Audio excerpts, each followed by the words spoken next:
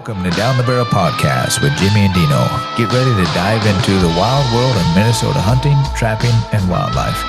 We'll be chatting with some folks who protect, manage, and promote the great outdoors.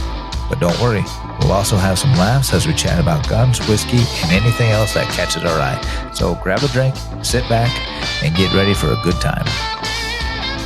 The Minnesota Deer Hunters Association and wolf.report proudly sponsor this podcast. However, please note that the opinions, topics, and guests featured may not necessarily align with the views, beliefs, goals, or mission of our sponsors.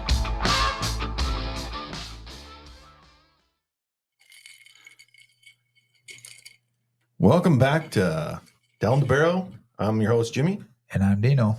And today we're here with Jim Sobolik from Trophy Buck Food Plots. Thanks for coming, Jim. And we have a special guest. Jared stopped in to visit us for a little bit too. Yeah, he decided from MDHA. Yeah, he was in the neighborhood, so we figured he'd just pop in. So we welcome him. Right. So Thanks for coming, guys. Yeah, how's it going? Good. Going real good. Awesome. Yeah, glad to be here again. Good. Well, let's start with Jim. We're here to really talk about your business, Trophy Buck Food Plots. I guess our first question is, how long have you been doing that? This year will be 31 years that I'm in it. So what year would that have been that you started then? 1993. 93. Okay. How did you get started doing, food plots and stuff? Well, did you buy or? I guess the way I got started in it, was obviously the love of deer hunting. Right. I mean, that's been my biggest love ever since I was, as long as I can remember, as a little kid. Right. And I like machinery. Mm-hmm. I loved farming. I got a pretty good sized farming background. Okay. I was wondering about that. Yeah, I went to the University of Minnesota for agriculture. Okay. I grew up on a farm, have my own farm, and I just had a huge love for that. I used to work construction. As a matter of fact, I owned my own construction company at one time, and just sick and tired of being on the road. Makes sense. And I sold out, and I thought, what can I do?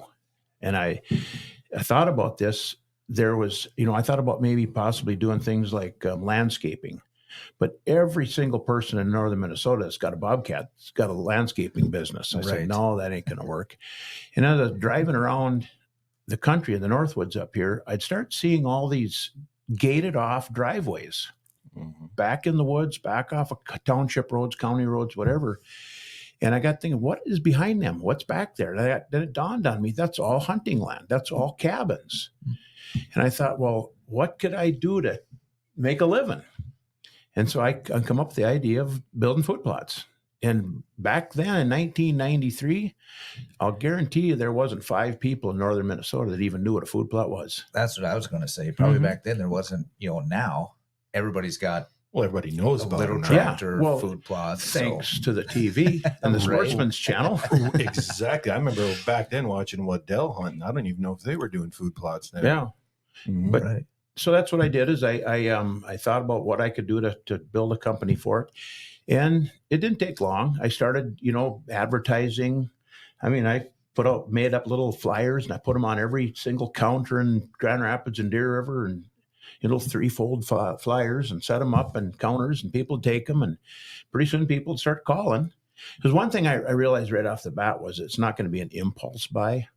Right. People would have to really think about it, especially if they didn't even know what it was. So it took a little while, but once it got rolling, I could see this was going to really be something. And it took off way faster than I ever thought it would. My thoughts were actually in 1993 was when my son was born. Okay. My oldest son. And my dream was to eventually someday have a business where me and my boys could work together. Yeah. And I thought, well, I'll just keep working at it. By the time they retire or graduate from high school, if they want to, they can come in with me and it'll all be great. Didn't take that long. I had to start hiring people. And I mean, this thing took off big time. Good. And it's grown into what it is now. Like I was telling you earlier, we do just about 400 food plots a year. Wow. And that goes, we stretch out from down by Foley, Minnesota, by St. Cloud, all the way up to, about a stone's throw away from the Rainy River at the border. Okay. from Renshaw to the other side of Itasca State Park. That's a big area. Yeah, that Yeah, is it a really very is. big area. And so, we cover a lot of area. I get to see a lot of different territory, a lot of different types of soils, a lot of different types of, people. Yeah, I Yeah. suppose. So, A lot of your customers from down south, the cities that just own property up here, or is it just a lot of locals? no, the majority of the people are from the cities. Are they? Okay. The Landowners? people that have property up here and they Mhm. can't take care of it, Right. so they hire me to take care of it.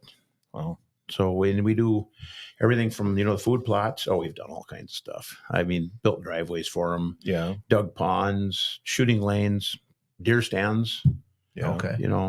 it kind of pretty much anything pertaining to your hunting ground, hunting land. Right. Yeah. But the biggest thing has been food plots. Yeah. So we can, everything from clearing them to maintaining them. Mhm. Well, that's pretty cool. So it's just one-stop shop with Yeah. you guys, more or less. Yeah. Even if they come to you and they have, 5-6 acres, but they want a food plot, you can actually totally put that in for them if they wanted that. Even Right. if there's trees Clear the right. land, yeah. Yeah. I know Jared had mentioned about having a smaller piece of land and being able to build food plots on it.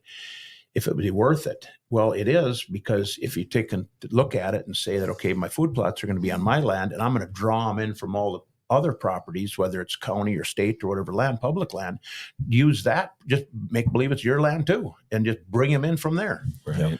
So I think probably about 7-acre piece of land is about the smallest I've worked with. Yeah. So is this whole 7 acres? The No, food plot? no, God, no. Yeah. And as far as, getting to the point, I guess, of how big food plots are, it all depends. One of the first things I'll ask a landowner when I go to first meet with them, I'll ask them how many people are going to hunt on this land. And it might be, 2, 3, 4, maybe 5, 6, 7, 8 of them. The more, believe it or not, the more people that want to hunt it, the worse I cringe. Yeah.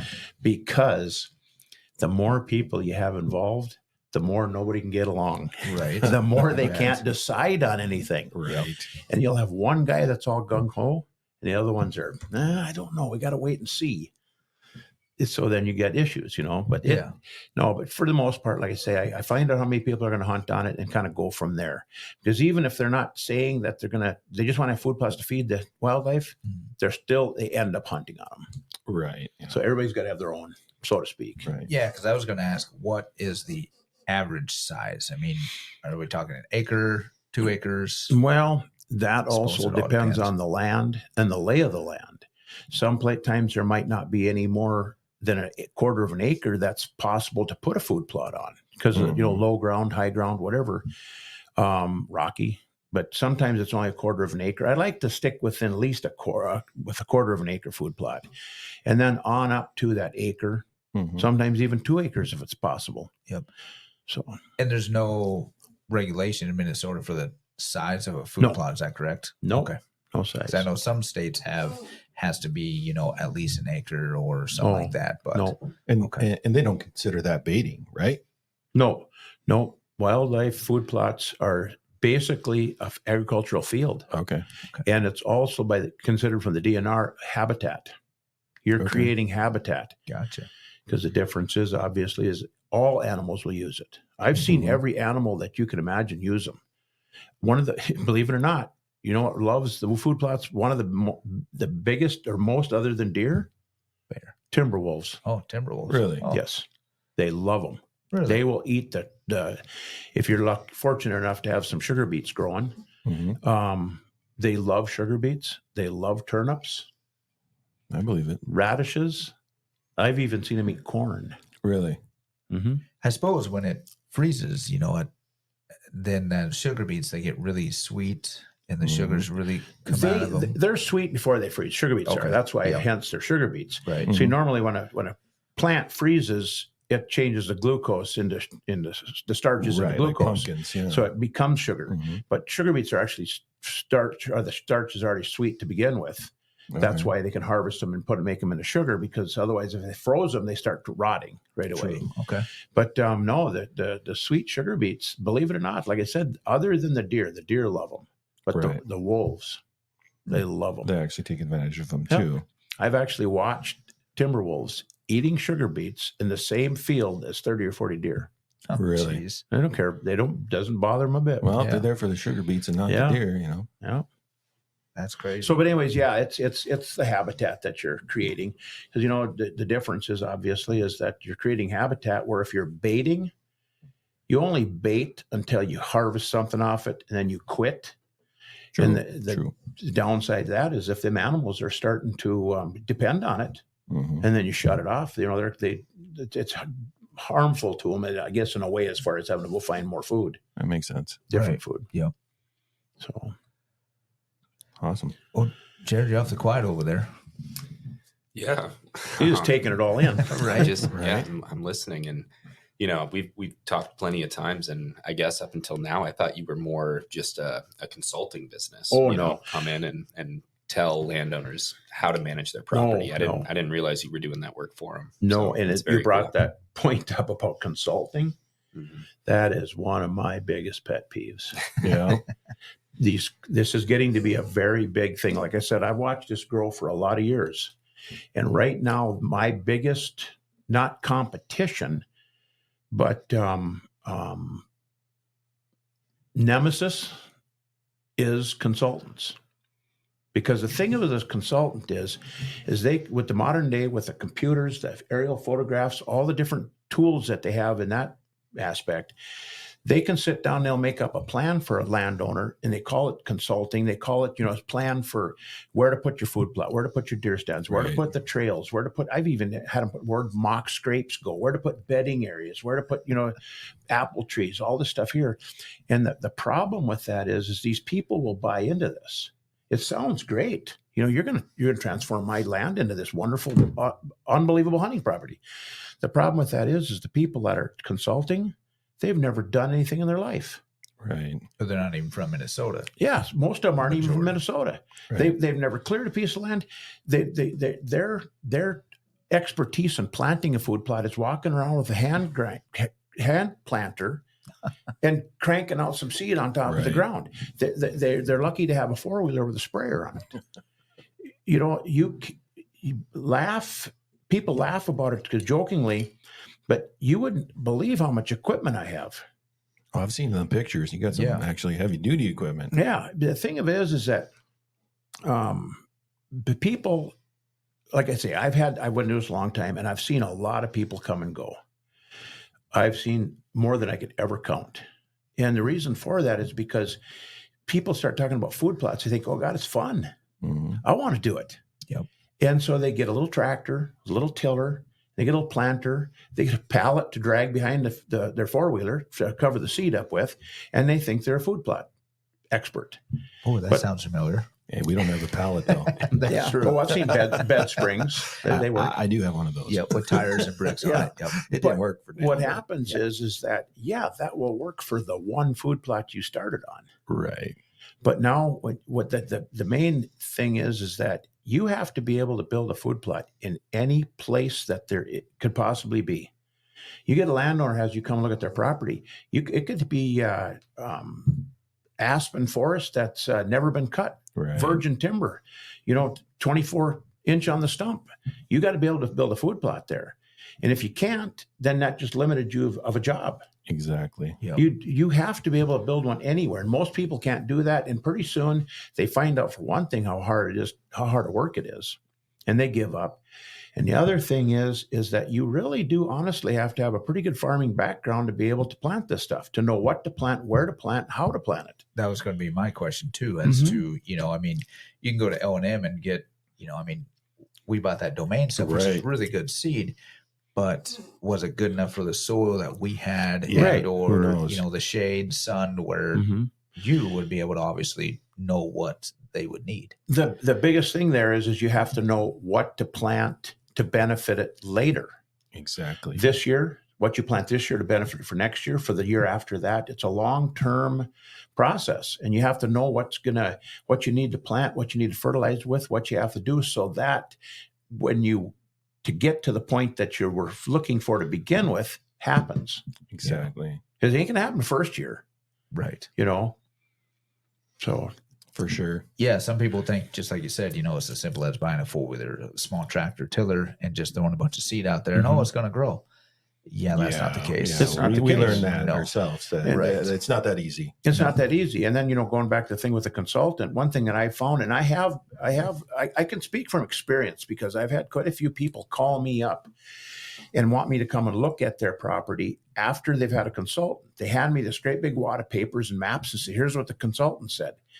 And the problem with it is the first thing I ask them is, when the consultant looked at this, did he give you a long-term plan? And they look at me like, what do you mean? Well, what are you going to do next year or the year after?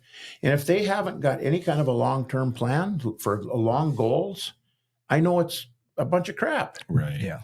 I mean, I've had the very first one that I ever had was down there by the army base where you guys hunt deer. Ripley. Fort Fort Ripley. Ripley. Camp Ripley area, yep. And Potlatch had 1,000 acres down there.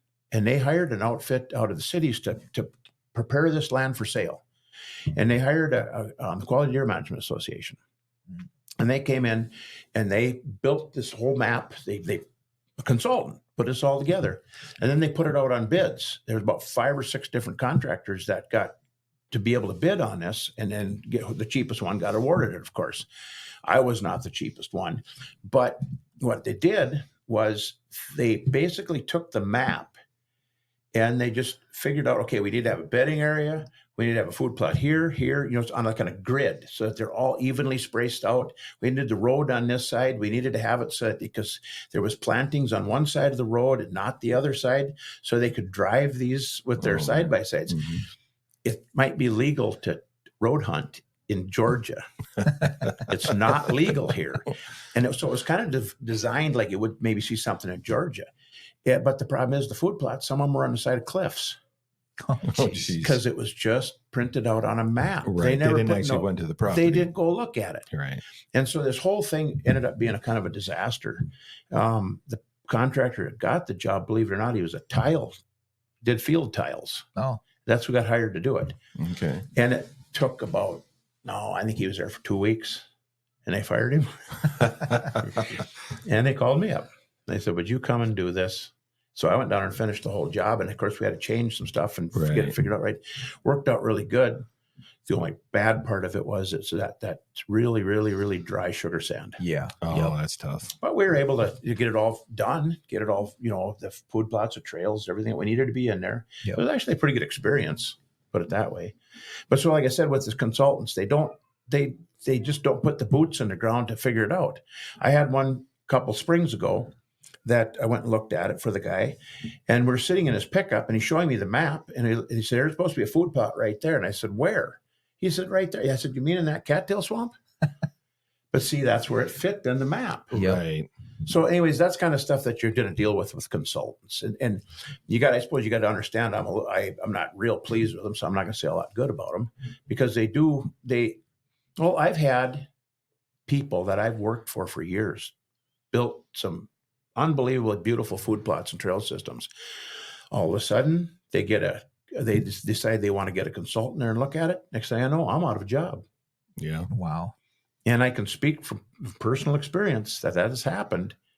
And unfortunately, them pieces of property are still sitting the exact way I was when I left. Yep. Well, yeah, it's one thing to say what to do. It's another It's one thing to say it and actually do it. Right. They don't get out there and do it. Right. They tell them this is what you should do, and then they leave. They collect the money, and it's a lot of money. Right. Right. Personally, I could never do that. I ain't no saint by no means, but I couldn't take somebody like that. I couldn't steal. Well, I'm sure they guarantee big bucks. Oh yeah, one behind every tree. Right, exactly. Oh, I mean, don't you worry. put that food plot in, I guarantee you'll get that big buck. Yeah, they probably have some nice pictures to show them too. Right. Oh yeah, and they're quite pretty talkative. I mean, they're very, very quick with the Good answers. salesman, Yeah, good salesman. Yeah. I've had. I remember there was a particular customer of mine. I still got him as a customer, but he's very, very wealthy, and his son was sitting on a deer stand on a food plot that I built for him. And after 40 does and fawns came out onto that field that evening and not a single buck, he got mad as hell, got out of the tree stand, went home back to the cabin, and said, I'm done. I said, we got all these food plots, we got 30, 40 does, not a single buck. We've got to do something different. Next day, a consultant was called. Well, in that instance, maybe if you'd have sat there another 15 minutes there, guy, maybe them bucks would have came out. Again, going with my point, kind of into the wolf issue too, is most hunters have to have something to blame other than the fact that maybe they're not a very good hunter. Right. So in the instance with this here, there's no buck, so he's got to blame it on the shitty food plots, or not really shitty food plots, but got to blame it on something. Right. It makes him feel like he's doing something about the problem. Call him consultant. Yeah, and just like with the wolf issue, I personally think that a lot of people that they go sit in a deer stand, if they don't see a deer within 10, 15 minutes opening morning, the wolves got them all eaten. They got something to blame, and they go home. Yep. But yeah, with the consultant, that's kind of what happens a lot of times. Is they'll like to say they will design something for you or promise you all kinds of stuff, and it never ever materializes. Yeah. It's a shame that one piece of property I was talking about, there's been nothing done there. It's been left to go. Really? Yeah. He told the landowner that you never should ever till the ground. He broadcast seed out there. I told him, I said, it's a good thing John Deere never heard about that plan. Right. The guy must have known somebody that sells that no-till seed then. Huh? Right. Yeah. And that's another thing. These consultants, they will have kind of, I suppose, maybe some connections with some seed companies. So they'll really push a certain kind of seed. And for the most part, the seeds that you get for that are southern state companies don't grow up here. Right. It might grow, but the problem is we don't have the growing period. Like one of my bigger pet peeves is this forage soybeans. They want to plant forage soybeans because down south they show the pictures of them. They're 6 feet tall. They got 800 bushel a acre soybeans on them things. That's what they want. Yeah. And so they sell these people, tell them they're a forage soybean, that the deer can eat them off, and they keep growing and they keep producing and they keep producing. That's not true. There's only two kinds of soybeans in the world. There's no such thing as a forage soybean. There's only two kinds. There's a determinate and an indeterminate. I don't know if you guys are gardeners or not. I'm a gardener, but I don't grow. Do you raise tomatoes? I do. There's an indeterminate and a determinate. Okay. What that means is a determinate, whether it's a soybean or it's a tomato, they have, as soon as the daylight starts getting shorter, the photoperiodism, as soon as it's getting shorter, they will go to putting on the blossoms. The growth of that soybean is over. Now it goes into putting on fruit. Okay. Same thing with tomato. Indeterminate doesn't care. It just keeps it'll keep producing fruit constantly. Yep. It'll just, if you go out there, get tomatoes for an example, you pick them all off it. And then it keeps go out there next week. There's more blossoms. Yeah. Okay. Because they have such a long growing period down there, they can do that. Up here we don't. We have to use a determinant. And with the soybeans, with a determinant, it grows through its life cycle. It grows, it goes to seed, blossoms, goes to seed, and dies. And when it grows, when it starts out, it starts taking nutrients out of the ground. When it goes to seed, it puts the nutrients all back in the ground, plus way more, a lot more, for nitrogen and phosphorus and all kinds of different stuff they put back in the ground. And that's how come it's such a good crop to rotate, because it puts back in the ground more than it takes out. But an indeterminate one never quits taking it out of the ground. Makes sense. And until it would obviously get to be very old, which is about 150 days. Our soybeans are like 70-day soybeans. It will eventually put it back in, but we don't have enough time to do that. You get a first frost, kills it, it's done. You have nothing left in the ground. And I've taken soil samples off of an indeterminate field that had soybeans on it. There was literally not one single bit of nutrients left in that ground. Wow. Really? I had a customer that insisted I planted them. And I said, okay, I'll plant them, but your baby, you're going to take responsibility. Yeah. And so we planted them. I took soil samples later. There wasn't a thing left in that ground. And you had to fertilize the next year or what? Huh? You had to fertilize the next year? Well, you got to fertilize every year. Yeah. You should. But I had to fertilize 3 times what I normally would. Wow. To get it back in there. But like I say, it took everything out of the ground, and now you got to battle for the next year and the year after, because you got to replace this stuff. Because any fertilizer you put in the ground, it doesn't work this year. Yep. Like the only one that will work is nitrogen. The rest of them have to have a long time to break down in the soil, just like lime does. You won't see the results of them until next year. So now you got a plant that took everything out of the ground, and then come next year, you fertilize it for it, but still nothing in there. You got the buildup all over again. Okay. Yeah. So are food plots a wealthy man thing, or can anybody? I mean, obviously it depends on the size and really what you have to do to it, but right, to do it right, it's going to cost some money, especially if you have somebody do it for you. Yep. But yeah, you have to have it's going to cost some money. Yep. Because the fact that the fertilizer is expensive, the seed's expensive. Of course, obviously, if you're hiring somebody, their time, their labor, labor. Yep. Right. It's labor intensive. It all takes time. Oh, for sure. But as far as doing it yourself, it's to do it right. It's still going to cost you some money. Yep. Most people, when they do it themselves, the first thing they will do is they'll short themselves on fertilizer. I've seen it so many times. The guy will ask me, he says, well, how many pounds of fertilizer should I put on? Well, you should probably put on at least 300 pounds to the acre of a decent blend. Can I get by with 100? Why'd you ask me? If you're going to, if you want to short yourself, go ahead. But yeah, it takes a lot more fertilizer than what you think to do it right. Yeah. So, and like I tell people, when we're planting food plots, it is no different than a farmer planting a field. Right. It's the same. Takes time, money, and effort to do this. But we actually got to do a better job than the farmer does, because we got the deer trying to kill them off. Right. Right. Yep. Mm-hmm. As they start to sprout, their target's already. Oh, yeah. Mm-hmm. Yep. Yep. They're already in there mowing them off. Yep. For sure. Well, why don't we take a quick little break here? We're at about 25 minutes or so. So let's take a break. Talk to Jim a little bit, and then we will be right back with a few more questions. Maybe we'll hear from Jared for just a minute, and we'll check back in just a few. The Minnesota Deer Hunters Association has been building a hunting and conservation legacy over the past 40 plus years through habitat, education, advocacy, and legislation in Minnesota for Minnesota. And welcome back. And here we have Jared Mazurek and Jim Sobolik with us again. And of course, Jimmy sitting beside me. Right. I'm always here. He's always here. He never leaves. Can't get rid of him. So we're talking about food plots, obviously, with Jim, and Jared had popped in. And Jim does our food plots at MDHA. He does. Yeah. He does. Yeah. Yeah. We've got just under 140 acres just north of town here in Grand Rapids.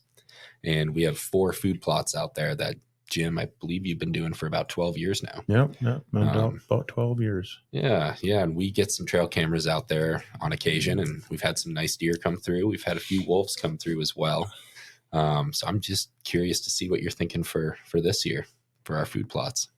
Well, last year we changed it up a little bit to kind of rotate the crops. And so this year we'll go back to, of course, obviously, when we come in and spray them to kill, we'll look at them to see if they're ready to go back to, like, say, my forage, which is a Nebraska pea grain mix.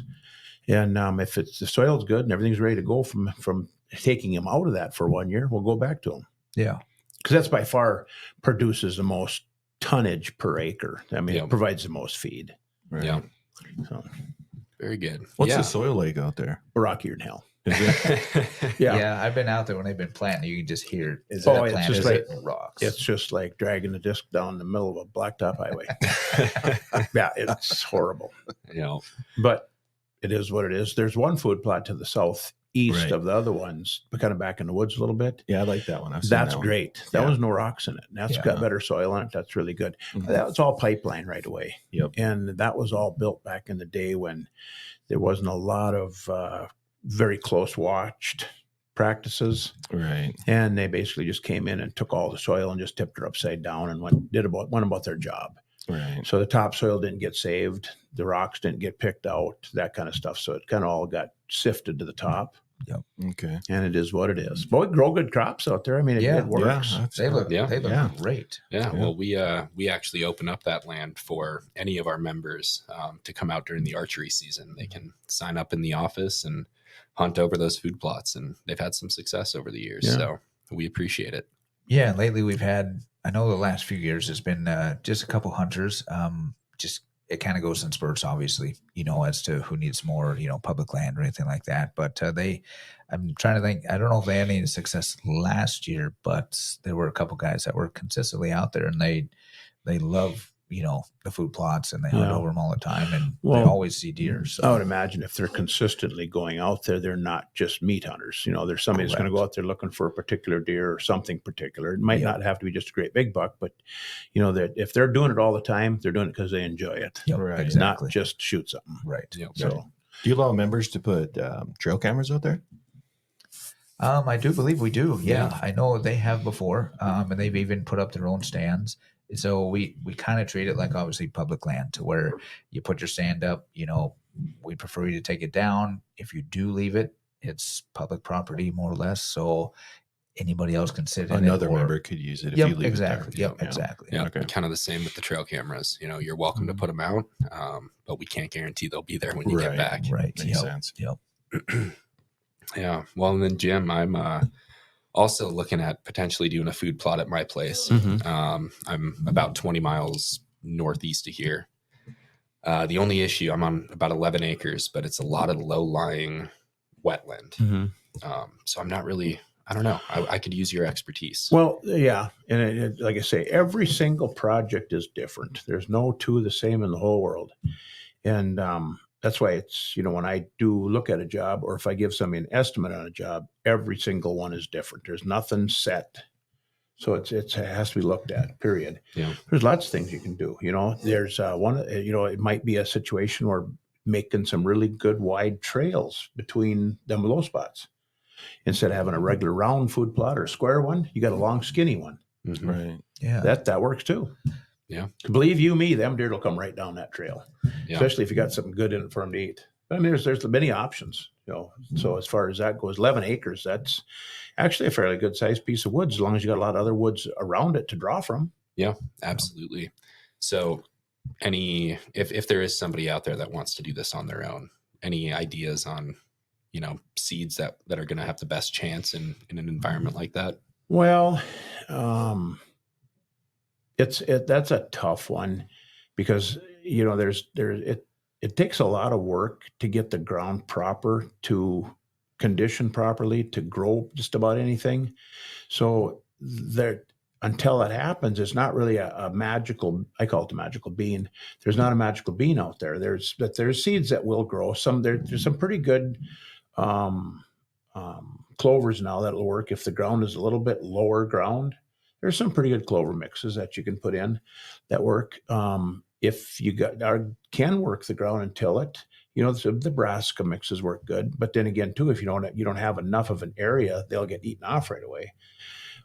Drier, arid soil, that's if you can get it established. Roundup Ready alfalfa is an amazing crop for smaller food plots. I mean, at least it's something. Yeah. Right. At least you can spray that. That's probably one of the biggest problems with a do-it-yourselfer and smaller food plots is the weeds.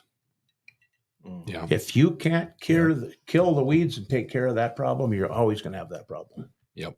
Weeds never quit. They've been here. Oh God, they've been here for millions of years, and they got their niche, and it's tough to get them out of there.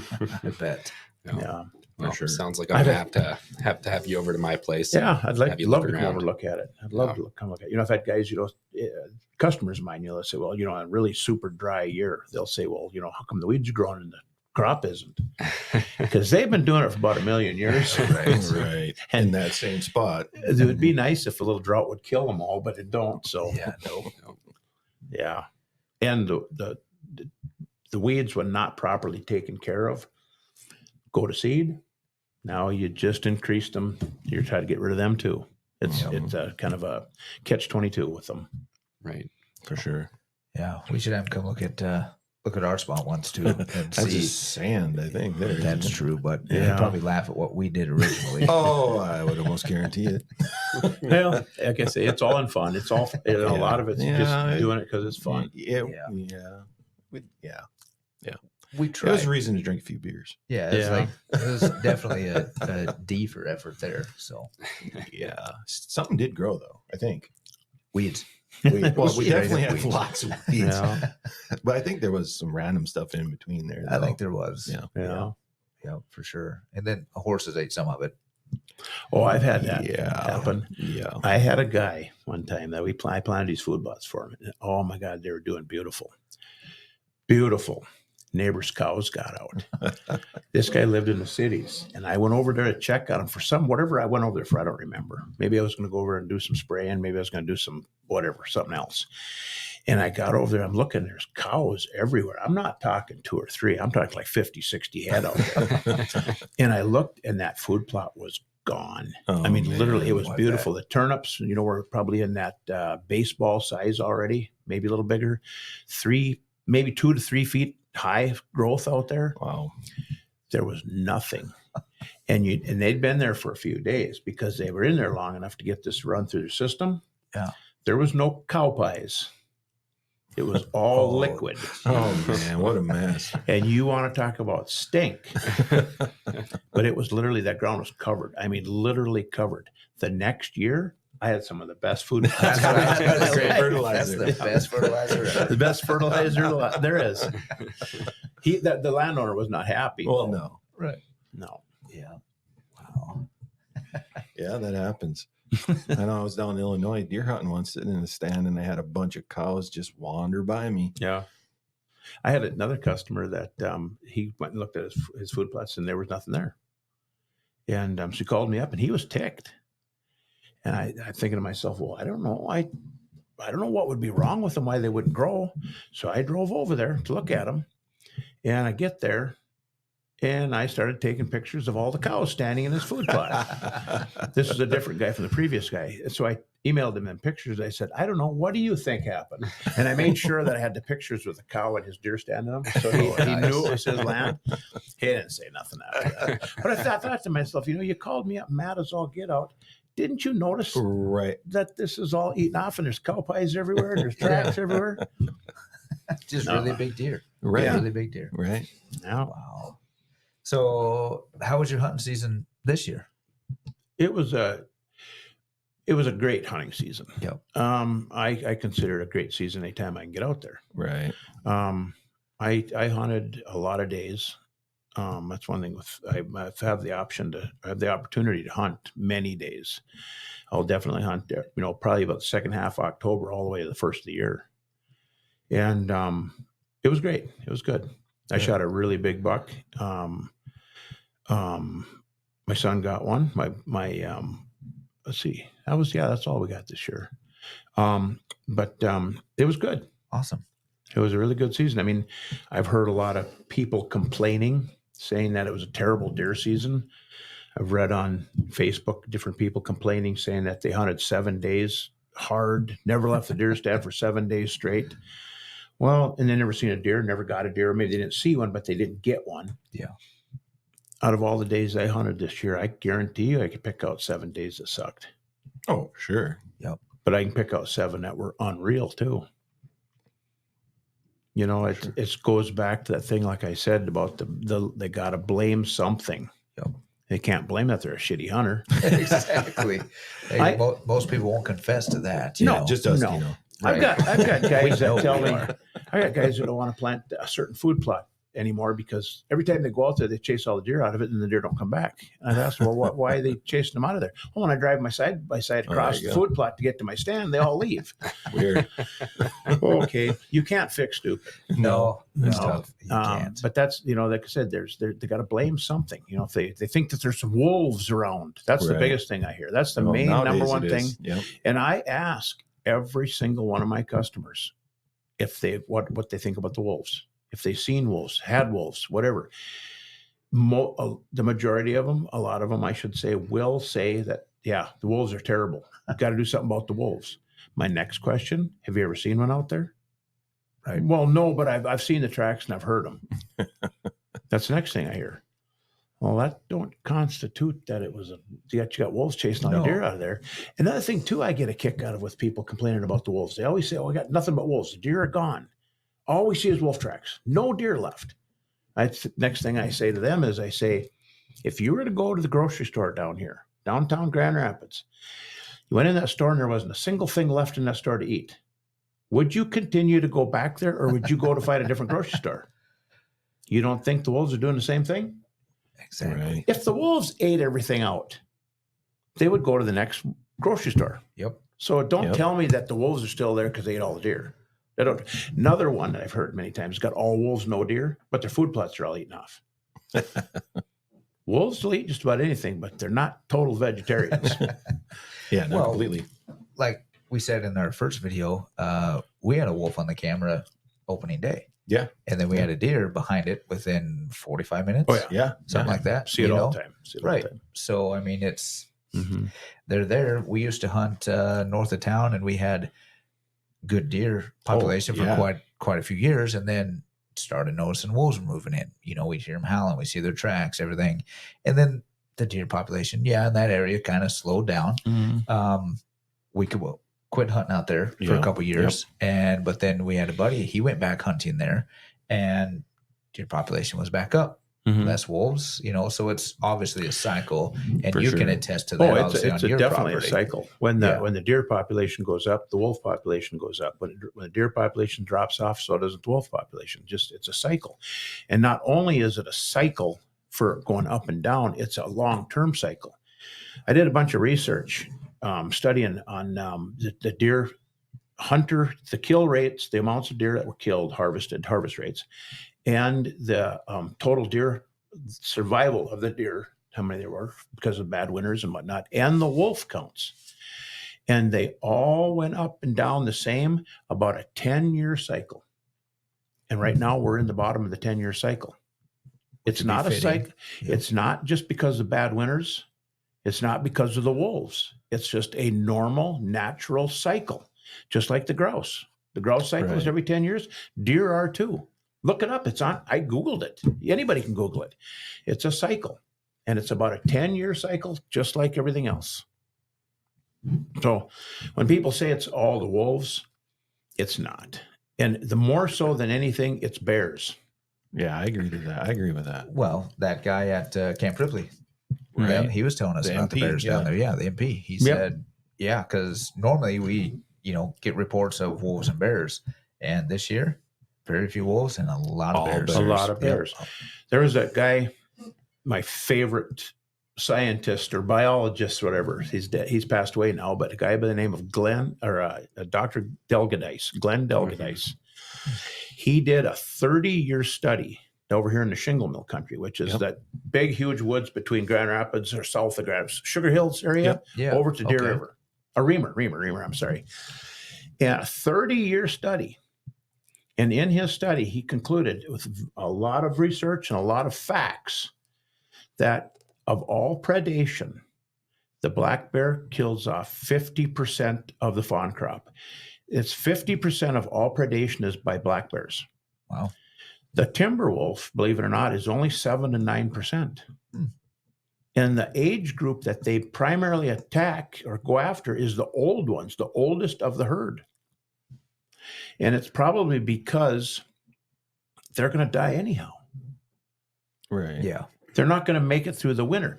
Anybody that knows much about wolves will know that they get most of their food, plentiful food, is in the wintertime. And that's because these deer aren't making it through the winters and they're dying. The summertime is the worst time for bear or deer or wolves, because that's when they just about, if they're going to starve to death, that's when they do it. Right. Because there's not much for them to eat. They can't catch it, for one, I suppose. Right. The same Yep. thing's going on right now. You've got a very mild winter. The wolves are starving right now. I've seen a lot of pictures of them, and they are starving to death right now. They have nothing. They can't catch the deer. They have no sugar beets to eat. They got no forbs. They got no roots, no grass, nothing like that to eat, no berries, which they eat a lot of. So that right now, even the deer population went down, the wolf population is going to go down. But it's going to be more so on the wolves because there's nothing for them to eat. The deer are coming. They got it made right now. They're going to come back big time. Yeah. The wolves they're going to be behind quite a ways before they come back. Yeah. So what I'm hearing you're saying right now is yes, wolves are an issue in the state. Oh, right? absolutely. Their populations way more than it should be. They need to be managed, but that's not the only contributing factor to our declining deer herd and absolutely to not. responsible 100%. deer management. Absolutely right? not. And that's where, organizations like MDHA that don't only advocate for one issue like the wolf, but also, encourage our members and have opportunities for our members to build their own food plots, or all the habitat work that we do around the state, and the education programs that we have for the future generation of hunters. All of that combined is going to have the impact that we need, right? It's not just the one issue. While wolves are a very important issue and we're working hard on it, we've got a couple bills that were just introduced dealing with the wolf issue. That's not the be all end all, right? There's a lot of work in a lot of different areas. So I appreciate you saying that. And, I know there was a question you're going to ask me about the Minnesota Deer Association, if I'm a member. And there was another question too you're going to ask, but being a member, I was probably the first member. Right. Yeah. You've talked about that with me quite a bit. Rod Dimich, the founder of this, he was my English teacher. And I signed up the day this organization started, and I've been here ever since. That's been 44 years now. Yeah. Well, we appreciate that. Right. For sure. It's a long haul. And you ask about the what I think the value of the Minnesota Deer Association is. The number one thing is, where else are you going to get a voice in the government, in the hunting aspect of it, the people? I know there's another certain entity that's coming up that's kind of a pain in the ass. They're nothing but they're bitching and they're complaining about the MDHA constantly. For sure. The thing of it is, trying to get people to drop out of the MDHA and go join their club. How foolish could you possibly be to try to drop out of an organization that's been going this long, that really, truly, honestly is the only voice you have? Right. Yeah. You don't have a voice anywhere else. You by yourself are worthless. Well, and like Jared I alluded wouldn't to, say that. Please vote, everybody. but like Jared alluded to, there's obviously a lot of issues more than just, right now the wolf topic. There's, habitat, the education. So, Right. So there's a lot of issues that MDHA deals with and has dealt with over the time that you've seen. Right. And, you're obviously an active member, so you know what's going on all the time. Well, it's not all the good things they do. It's the opportunity to be associated with it. It's an opportunity to be in it. Yep. You have a voice. This is your voice. This is your aid, your help, your whatever. Yep, exactly. Right? For sure. Yeah. That's what we pride ourselves on, is giving every member a voice on the issues that matter. Yeah. How foolish could you be to throw that away? Or even more importantly, how foolish are you? How stupid are you to have a complaint about that, to knock that? Yep. What's that going to get you? Right. Nothing. The Minnesota Deer Association has been a great organization, like I said, for 44 years. And I've always prided myself. I have asked every single person I've worked for in 31 years doing this. I ask everyone, are you a member of the MDHA? And there's quite a few that aren't. Yep. I do my level best to get them to sign up. I think everything is short of, I'm not going to work here if you And you'd be surprised how many are. Yeah. And they tell me that they're life members. Right. Yes. Yeah. Yep. Yeah, we have quite a few life members, and they grow daily. Yeah. Even regular members, they grow daily. Yeah. That's what I should have done 44 years ago. Right. Yeah. Well, with that note, I think, Jared, you got to be taking off. Is that right? I got to head out. I got some kids that are getting hungry, I think. All right. So. All right. But thank you guys for having me. No, thanks for stopping by. Yeah, thanks Good for to see stopping you, by. Jim. And Yeah, it's been fun. It's been interesting. This is I think you guys got a really good thing going here. yeah, well, we appreciate it. Well, And we're going to take definitely like to do it again. Oh, for sure. I think. Well, I don't think they're done with you, Jim. Oh, yet. we're not done with you, Jim. You're not That's going right. anywhere, We buddy. got a couple other issues that I need You to. have not been released yet. Right. We've got a few more minutes, but we're going to let Jared take off. We're going to take just a little quick break, and we'll get back with you here in a minute. At wolf.report, citizen science means that you provide the data and we provide the platform. Our website is designed for the citizens, hunters, trappers, and anybody else of Minnesota to easily report wolf encounters and share location data. All right, we're back from that little short break, and we're still here with Jim from Trophy Buck Food Plots. And Jim, I was curious, how many acres do you have on your farm? I have total of about 130 acres. And you said earlier that you hunted in October, so you must be a bow hunter too. Oh yeah. Yeah. So okay. Other than bow hunting, what is your go-to caliber when you're out firearm hunting? For deer, I would have to say the 7mm 08. Okay. Okay. That is a nice rifle. It Nice is. caliber. I've never caliber, shot I should one, say. I've shot one. Matter of fact, I owned one. My first one I got 40 years ago. The very first one I've got a lot since then. But yeah, the 7mm 08. That's Yeah. a great gun. I've shot deer at 500 yards with them. Wow. Yeah. And I've shot them, close too. Yeah. Yeah. So, what do you think about the 6.5 Creedmoor? Well, I mean, Jared shoots the Creedmoor. right. Yeah. You He's know, gone now, so we can he talk is about gone him. We can talk yeah. about him, yeah. Yeah. I'll tell you what, the Creedmoor is a very good gun. It's a very good bullet, very good cartridge. I myself, the reason I don't care for it is because it is so overrated. Correct. Yeah, for sure. It is so overrated. Every gun manufacturer now has a 6.5 Creedmoor. Yep. Even Weatherby, they forego some of their Weatherby calibers, put a 6.5 Creedmoor in there because it's so popular. Right. It sells, I suppose. It's all about sales. And they compare it to every cartridge out there. I've seen where they compare it to a 300 Win mag. Yep. I saw that too. The thing of it is, though, is one of the instances where they're comparing it to the 300 mag was kind of make fun of it. Yeah. It was all on the light side. But still, they compare it to every gun out there. And the fact is that gun was made originally for a silhouette shooter, for a long-range bench shooting rifle. Yep. Okay. Hornady came up with that because when they built that cartridge, then they built the guns around them so that they were very accurate instead of the other way around. Instead of making a gun and then creating ammunition for it, they created the specs on that bullet and then they put the gun around it, and it caused it to be a super accurate gun, which it is. But the fact is that when there's a lot better cartridges out there for actual hunting, I feel there is, that are designated hunting bullets, not just the cartridge or the shell or it's the bullet itself that they carry. That are better hunting guns. Yep. Like personally, the 6.5 Creedmoor and the 7mm 08 are pretty close. They are. Yeah. But 7mm 08 has a little more power, actually a little more range. People argue about that. So I bet you I just got pissed a whole bunch of people off. Yep. But it does. But it's using a better hunting bullet in it. There's an old story about years ago. I seen this when I was a kid in it was Outdoor Life.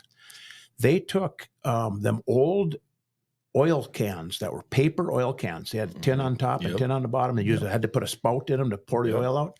They took them and they filled them up with water and they set them out. This is out like Wyoming or something like this, big open area. And they set these up on the ground and they shot them with every gun at that time. The purpose for this was to see which one hit hardest, what it would do. Yeah. Every one of them put a bullet hole through them. Except a 30-30 Winchester. The model 94 Winchester is what they're using. They use a 30-30. They shot that oil jug with that. It looked like a truck rolled over it. I was going to say, probably just blew it Blew it all to pieces. Yep. It's not because it had the most power. It's not because it was one single thing about it. It was just a combination of the perfect diameter, the perfect weight, the perfect speed. Yep. It just hits hard. It's everything's exactly perfect. And that's kind of the thing with the 7mm 08. A lot of it is exactly perfect versus the Creedmoor. Yep. The Creedmoor, they're trying to take a long-range rifle and make it to compete with the other ones. Yeah. And it's all the hype that goes along with it. It's what I get tired of. Good marketing. It's all the marketing. For sure. It's not the magical cartridge. It's not the best one out there. So every time I hear Creedmoor, I go, oh, man. Here we go. I know. I do. Yeah. Some people just really buy into that. Yeah. Right. Another gun I like is a 6.5 PRC, 7mm mag, 243. Yep, Oh, yeah. 243. I love the 243. classic rounds myself. Yep. I mean, I shoot a 270 and a 308. Yeah. Right. You know, Great the guns. 270 is Great guns. my go-to, and then the Mhm. 308 was one I recently purchased. So, Yeah. and the kids have a 243 and they love it. Yeah. So, Yeah. Yeah, I know they do. I know your daughter does Yeah. because I was sitting right alongside her when she shot her first deer with it. right, because Right. apparently Dad was bad luck, so she had to sit with Jim to get her Yeah. deer. Yeah, that's true. Right. Yeah. So- But awesome. Well, that's funny. That of course we bring that up when Jared leaves, of course. Yeah. Right. He's not here to defend the 6.5. Right. So we talked a little bit about, obviously, you pretty much service everywhere in Minnesota. I mean, Northern for the Minnesota. most Northern part, Minnesota. Yeah. Like I said, from about the St. Cloud, just a little bit north of St. Cloud, that Mille Lacs Lake area, down to Foley. Right. And then far north is Baudette, up in that country, Birchdale. Yeah. It's right on the border. It's got a great customer right on the border. I mean, you could fish off the food plot and the Rainy River. And then as far as like from Renshaw over to all the way to Itasca State Park and on the other side of it. Yeah. So it's a big area. Right. Prefer to stay a little closer to home. Well, yeah. That's makes the way it things a little is. easier, Right. but So your season pretty much starts, obviously, depending on the weather in the spring. Right. So let's just say this year might be Yeah, one of who your knows? earliest years, potentially. Potentially, yes, it is. In It the will fields be. and stuff. Mhm. So April, one of your busy times, obviously the spring May, and then the fall. The Okay. very busiest times is May and July and August. Okay. That's planting times. Yep. And then, but it's busy pretty much from the 1st April until about the 1st November. Middle of October starts slowing down. So it depends on every year is different. All of a sudden, Right. a bunch of people want some trails, some shooting lanes made, something like Right. that. So it varies.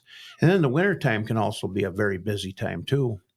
This winter would have been a great winter had Yeah, we for had sure. some snow. Yeah. The thing is that we got the frost in the ground, even though there's not a lot, you can't work it. When you got frost in the ground, then you get snow, the frost actually comes out of the ground. Yeah. And so I can go out there. That's the greatest time in the world to clear. That's the greatest time to clear trees because you can grab hold and pull them out of the ground. The dirt stays in the ground. No. Yep. I suppose. And then also you can make trails through swamps, whatnot. But this year, it's just been weird. Yeah, this is Yeah. a weird year. Don't got a lot of frost, but there's Mhm. enough of it to stop you. Yep. Yep. So, which, yeah, it's just part of the business. Right. Yeah. Exactly. And then next year you'll have 4 feet of snow and you can't do nothing. Right. Yeah. Have you or- seen a winter like this before in your business? I've seen it where it was just like this, but it come to an end and then we had winter. Right. And that's what I'm worried about, honestly. Yeah. Yeah, me too. I can remember one year where we were splitting firewood and it was t-shirt weather and literally the ground still was kind of green, Yeah. the grass. Kind of like this year. And that was in January. I've seen it like this, but it came to an end. Yeah. Not to say that it got horrible bad, but we kind of got winter then. Right. Yeah. We actually got some snow. Mm-hmm.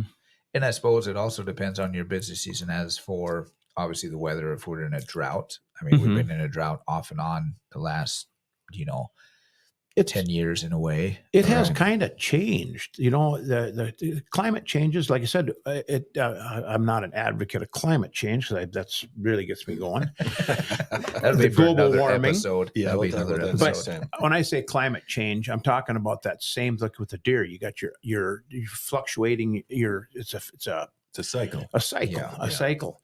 I can remember when I was a kid on the farm. Of course, school started, the first day after Labor Day. Right. And I can always remember chopping corn at that time, and it had froze.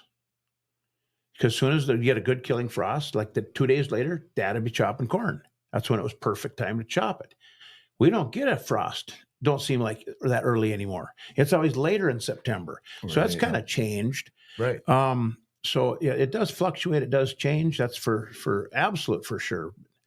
So Yeah. I mean, obviously it's a cycle for everything, Mhm. climate. cycle for deer, everything. Yep. So I guess we're pretty much almost ending it pretty much there. So Yeah. what's a good way for people to reach you? I mean, you have a website. A website. Okay. Yep. It's Trophybuckfoodplot.com. trophybuckfoodplot.com. Okay. Plots, plural. Yeah, plots. I bet you know who that is. Yeah. I've heard of it. And that's my website. And either that or it's at 218-244-3365 is my phone number. Okay, 3365. Yeah, so good. Well, that, and then also I know I saw your vehicles well before I even knew you, before I worked for MDHA. Driving around, I was like, God, there goes that truck with Trophy Buck Food Plus on the side of it. It was a gray Ford Right. F-250. That guy gets to have fun all the time. Man, I wonder what he does. So I looked it up. I was like, oh, that guy does food plots. Mm-hmm. All right, I need to get to know him. And then lo and behold, you do the food plots by my house that aren't mine. Yeah.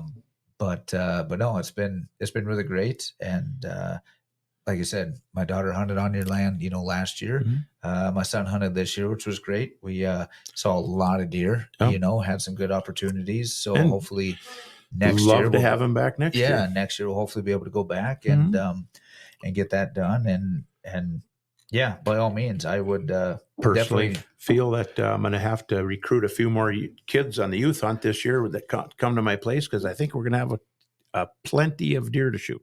Yeah. I need to kind of maintain them a little bit. Right. Yeah. Yep. But yeah, I would definitely recommend anybody, if you're looking for food plots or, anything that has to do Land with clearing. trails, Yeah, anything all you of need. the above. Yeah, definitely. Give Jim a call. I appreciate Exactly. that. Yeah, for sure. So, and we appreciate you coming in today and kind of going over everything. I think, Hopefully you can come back sometime. yeah, for that'd sure. be I good. think we can figure out a couple subjects that we can talk We'll about. set you off somehow for We'll sure. get Jared back in here and think of something we can pick on him There we about. go. Yeah. Let's see if we can get his food plots going and we'll kind of follow along. That'd be with that. great. That'd be kind of cool. There'd be something there that people could kind of follow that, see how they're Right. going, see the progression See of if them. you can turn his swamps into actually something worth Sure. hunting on. Hey, Yeah. the consultants say you can do it. Right. Well, there you go. Yeah. Yeah. Yeah. All we need is an aerial photo. Sure. We might be able to do something like that. So For sure. Well, perfect. Well, thanks, guys. Thanks for tuning in. Yeah. Thanks for coming over, Jim. yeah, I appreciate the chance to do this. It's fun. Yeah. Hopefully Good you'll time. come back sometime. Yeah, oh, definitely. Awesome. All right. Thanks a lot. Sounds good, guys. Well, till next time. See you later.